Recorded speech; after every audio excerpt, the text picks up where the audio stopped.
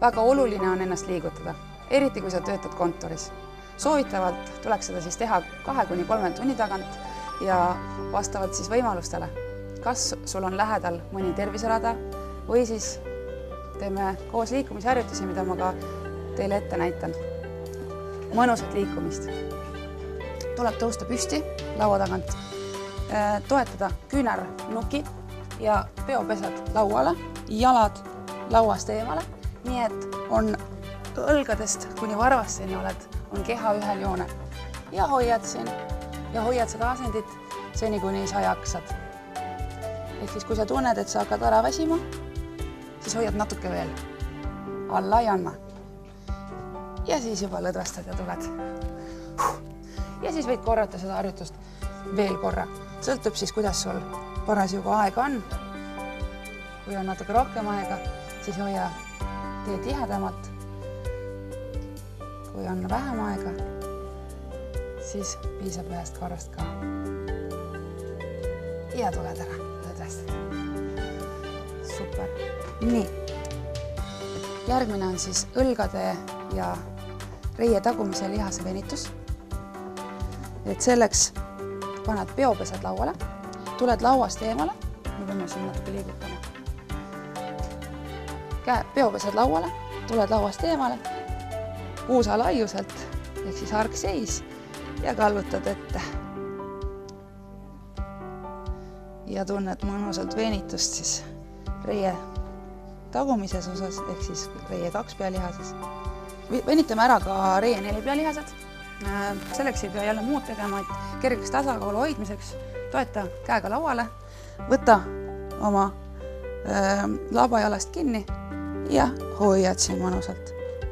Siis tunned, kuidas siin venitab. Oluline on, et sa põlved hoiad koos või paralleelselt, et ei läheks põlv eemale ja puusa mõtled ette ja hoiad. Jällegi lõdvestad, vasakpõgega toetad lauale ja venitad. Tehnika enne tempot iga kord. Tee kindlaks, et sul on õige tehnika, et sa ennast ei lõhuks ja et sinu liikumine oleks tervislik. Väga oluline ja väga lihtne harjutus on ka tuharalihastele. Ehk siis selleks ei pea muud tegema, kui istuma oma tooli peal, oma laua taga, panema jala üle jala ja siin õrnalt, rahulikult oma põlve käega siis alla suruma. Sa tunned venitust. Kui sa tunned, et sa tahad süvendada venitust, siis võid ka ette kallutada.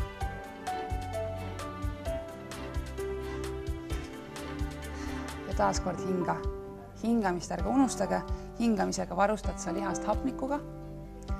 Et kui lihas on hapnikuga varustatud, siis ta saab kenasti ka tööd teha. Ja vahetad jalga. Jalg üle jala. Surud käega õrnalt põlve alla. Vajadusel ka kallutad ette, et harjutust süvendada. Harjutuse intensiivsust süvendada. Ja hoiad.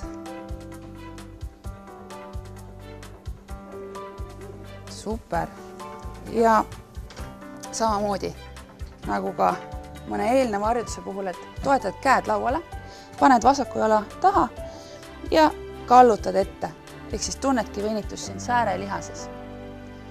See on siis eriti hea sellisel juhul, kui oled veel eelnevalt ka palju kõndinud. Et see säärevenitus on väga vajalik ka pärast pikka tööpäeva. Ja vahetad jalga ja samamoodi. Ja hoiad. Ja hoiad. Katsud hoida kanda maas. Ja varbad põlved samas suunas. Hästi. Kui tunned, et tahad veel venitada, siis jällegi kordad harjutust. Ja vahetad. Super. Hea töö. Treeni tegemine peab olema siiski lõbus tegevus. Paar hüpet päevas on väga kasulik teha, isegi kui sul ei ole seda ideaalselt keksurada siin parandab. Proovime ära. Lisaks sellele, et ta paneb su vere käima naeratuse näole, on ta ka hüppeliigestele ja kõikidele muudele lihastele väga kasulik.